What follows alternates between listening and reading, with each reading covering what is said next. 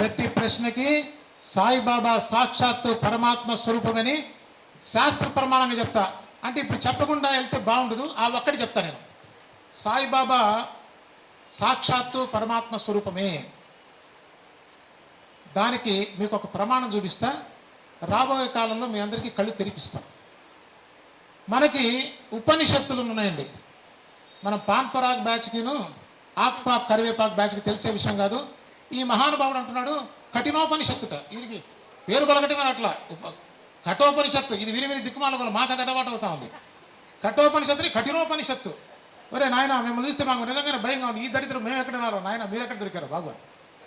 ఈ వీళ్ళని చూస్తేట భయంట. సిగ్గు లజ్జ లేకుండా మా ఫోటోలు పెట్టి ఇష్టారాజ్యంగా రాసుకోవటం. ఆ జాతి మనుషులను కింద తప్పట్లు కొట్టుకుంటారు డప్పులు. మీకు మీరు సమాజం ఉమ్మేస్తూ ఉంది, గుర్తుపెట్టుకోండి. అసహించుకుంటా ఉంది. మీ తాహత ఎంత, మీ బతుకులు ఏంటి, మీ భాష ఏంటి, సరిపోయారా? ఇద్దరు ఒకసారి చేరారు, బాగుంది. అసలు నాకు ఇంకో డౌట్ వస్తూ ఉందండి. వీళ్ళు హిందూ మతంలోకి వచ్చారని చెప్తున్నారు కానీ వీళ్ళు ఇంకా క్రిస్టియానిటీలోనే ఉన్నారని నా భావం. ఎందుకో తెలుసా అండి, ఇది క్రిస్టియానిటీ మాఫియా లాగా చేస్తా ఉన్నారు. ఎందుకంటే హిందువుల మధ్య చిచ్చు పెట్టి, ఇప్పుడు చూడండి హిందువుల్లో 90% మంది అంతా సాయి భక్తులే కదా. ఈ మతాన్ని నాశనం చేయాలంటే ఏం చేయాలి? చీల్చాలి, విడగొట్టాలి, డివైడ్ అండ్ రూల్. ఇంత నీచమైనటువంటి మనస్తత్వం పెట్టుకొని సాయిబాబా మీద అన్ని అబద్ధాలే, ఒక్క నిజం లేదు.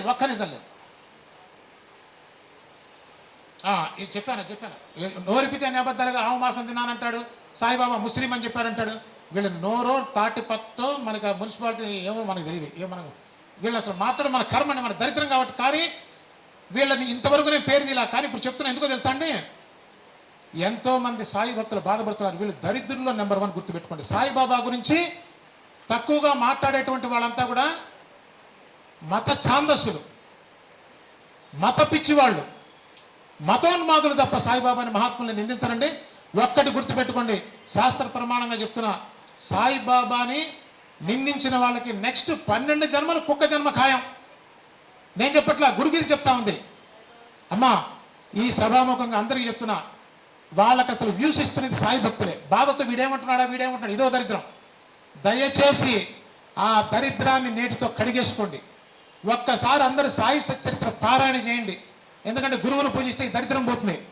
అందరం మనస్ఫూర్తిగా ఇది ఇక్కడ ఉండి చూస్తున్న వాళ్ళు, వింటున్న వాళ్ళు హృదయం మీద చేయి పెట్టండి అందరూ ఒక్కసారి. ఎవరైనా యుద్ధం చేసేవాళ్ళు తప్ప, ఈ దరిద్రాన్ని అంతమొందించే వాళ్ళు తప్ప, మేము ఈ దరిద్రపు వాళ్ళు మాట్లాడే మాటలు ఇక నుంచి వినము. గురు నింద అన్నిటికన్నా మహాపాపము. సాయినాథ మమ్మల్ని క్షమించు, మిమ్మల్ని ఏమంటున్నారో అనే బాధతో చూసామే తప్ప దాన్ని అభివృద్ధి చేయడానికి కాదు. నేటి నుంచి ఇక సాయిబాబాని నిందించేటువంటి వీడియోలు మేము ఎట్టి పరిస్థితుల్లో చూడము. ఇది మనందరం ప్రామిస్ తీసుకుంటామండి. ఇక చచ్చిన దరిద్రుల మాటలు వినకండి. Boycott these nuisance people. ఈ సభ సందర్భంగా చెప్తున్నా మిత్రులారా, వీళ్ళు సమాజానికి చీడ పురుగులు.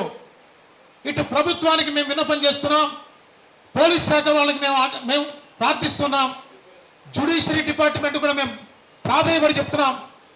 దయచేసి వీళ్ళు సమాజంలో ఉండటానికి వీళ్ళైనటువంటి మనుషులు సుమోటోగా తీసుకుని ఈ నలుగురిని తీసుకెళ్లి జైల్లో పెట్టాల్సినటువంటి వాళ్ళు తప్ప వీళ్ళు సమాజంలో ఉండేటువంటి అధికారం వీళ్ళకి లేదు. ఎవరండి వీళ్ళందరూ? అసలు ద్వేషం ఉంటే మీ దగ్గర పెట్టుకొని చాలండి దేశంతో. మీకు ఎవరిచ్చారు అధికారం? సాయిబాబా గురించి పైసకి పనికిరాని వాళ్ళు, గురుభక్తి లేనటువంటి వాళ్ళు, గురువు యొక్క గొప్పతనం తెలియనటువంటి వాళ్ళు, ప్రేమతో ప్రశాంతంగా బ్రతుకుతున్న జీవితంలో విషాన్ని కక్కుతున్న రాక్షసులాగా. ఇక సాయి భక్తులు ఒక ఊరుకోదండి. వీళ్ళకి ఒకటే మార్గం, మన చేతుల్లో ఉన్న ఆయుధం ఏంటంటే ఆ దరిద్రం చుట్టం మానేసేయండి. పాపాన్ని ఇక మీద మూట పెట్టుకోకండి. వాళ్ళ మీద కేసు వేసింది ఇటువంటి దిక్కుమాలిన అబద్ధపు ప్రచారాలు చేయటం వల్ల. ఇంకా అనేక విషయాలు ఉన్నాయి, కానీ ఒకటి నుండి చెప్పవలసిన ధర్మం ఉందండి. మీరు ముండకోపనిషత్తులో ఉన్నటువంటి బ్రహ్మవిత్ బ్రహ్మైవ భవతి, ఎవరైతే బ్రహ్మాన్ని దర్శిస్తాడో వాడే పరమాత్మ స్వరూపం అని మనకి చెప్తుంది. ఒక్క 4 లక్షణాలను చెప్తానండి. మీకు చెప్పాలి కదా మరి శాస్త్ర ప్రకారం ఎట్లా అంటే, ఒక్క నిమిషం. గురువుకి పరమాత్మకి 4 లక్షణాలు ఉంటాయండి. తర్వాత ఇంకొక విషయం కూడా చెప్పాలి మీకు. ఇప్పుడు గురువులు లేరండి, ఎవరు లేరు. వీళ్ళంతా బరువులు, ఇది దరువులు, గుర్తుపెట్టుకోండి. మీకు శాస్త్ర ప్రకారం చెప్తున్నా, గురువు అంటే ఎవరో తెలుసా అండి? 4 లక్షణాలు ఉండాలి. అదే ముండకోపనిషత్తులో కూడా మీరు ఎక్కడైనా చూసుకోండి మా జాగ్రత్తగా. మీరు అటు ఇటు వాళ్ళ దరిద్రుల పాదాలు పట్టుకొని మీరు జీవితం నాశనం చేసుకోవద్దు. గురువుకి ముందు ఉండవలసినటువంటిది సమత్వ భావన. రాసుకోండి. సమత్వ భావన అంటే నీవు వేరు నేను వేరు, నువ్వు నాకు ఇష్టడివి అయిష్టడివి, అది ఉండకూడదు. మొదటిది. రెండవది స్థితప్రజ్ఞత. భగవద్గీత దీనికి ప్రమాణం అండి. స్థితప్రజ్ఞత అంటే ఏంటో తెలుసా? సుఖ దుఃఖముల యందు సమస్థితి ఉండాలి. మూడవది ప్రేమతత్వం ఉండాలి. 4 ఈ ప్రపంచమునందు అనురక్తి ఉండకూడదు, వైరాగ్యం ఉండాలి. ఈ 4 లక్షణాలు ఉన్న వాళ్ళని మాత్రమే మనం గురువు తీసుకోవాలి. ఈ 4 లక్షణాలు సాయిబాబా పుష్కలంగా కనిపిస్తాయి. ఇప్పుడున్న గురువుల్లో ఒక్కళ్ళలో కనిపిస్తుందండి. వీళ్ళకి ఏసీ కార్లు, బెంజ్ కార్లు, వీళ్ళకి సేవలు, వీళ్ళకి పాద నమస్కారాలకి డబ్బులు అయిపోతే కూడా ఉపన్యాసం చెప్పరు. ఏమండి? వీళ్ళు బంగారపు కడియాలు ఒకటే ఉంది. నానా దరిద్రం అంతా వీళ్ళ దగ్గరే ఉంటుంది. వీళ్ళ దగ్గర వైరాగ్యం ఎక్కడ వచ్చిందండి? ఊరికే ఆ పుస్తకం ఈ పుస్తకం చూసి 4 పోసుకోలు మాటలు చెప్పేవాళ్ళు సాయిబాబా గురించి మాట్లాడేటువంటి వాళ్ళు అని నేను అడుగుతున్నా. ఏం అధికారం ఉంది, ఏం అర్హత ఉంది నీకు అని చెప్తున్నా నేను. సాయిబాబా సాక్షాత్ పరమాత్మ స్వరూపం.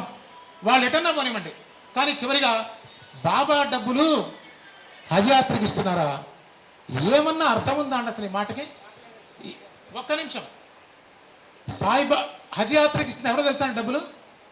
హిందూ దేవాలయాల డబ్బులు గవర్నమెంట్కి వెళ్తే గవర్నమెంట్ వాళ్ళు హజ్ యాత్రకి ఇస్తున్నారు. ఎంత దుర్మార్గులయ్యా మీరు అసలు! ఎంత దుర్మార్గంగా తప్పులు ప్రచారం చేశారు. హిందూ దేవాలయ డబ్బులు ప్రభుత్వం నుంచి హజ్ యాత్రకి ఇచ్చి అన్యం పుణ్యం తిరిగిన సాయిబాబా డబ్బులు హజ్ యాత్రకి వెళ్తున్నాయని చెప్తున్నారా? ఏం మాట్లాడారో కూడా అర్థం కావట్లేదు. మీ చెప్పారు కదా, మీరు చెప్పిన వాటిలో ఒక్కటి ప్రూవ్ చేయండి, ₹1,00,00,000 ఇస్తాను. అబద్ధాలు ప్రచారం చేయడం మానేయండి. వీళ్ళు చేసే అబద్ధాలన్నీ కూడా రాబోయే కాలంలో మీడియా ద్వారా ప్రజలకు చేరుస్తాం. ఈ నికృష్టుల మాటలు ఎవరు కూడా వినాల్సిన అవసరం లేదు. చక్కగా మనందరం చాలా అద్భుతంగా పరమాత్మ స్వరూపం పాదాల దగ్గర ఉన్న సాయిబాబా దగ్గర మనందరం తరిస్తాం. ఇంకొకటి గమనించారా? కలిపురుషుడు అని చెప్తున్నారే, ఈ కలిపురుషులు వీళ్ళే కలిపురుషులు. ఎందుకో తెలుసా? గురువుకి దూరం చేసేవాడు కలిపురుషుడు. ఎందుకంటే వాళ్ళకి జనాలు కావాలి.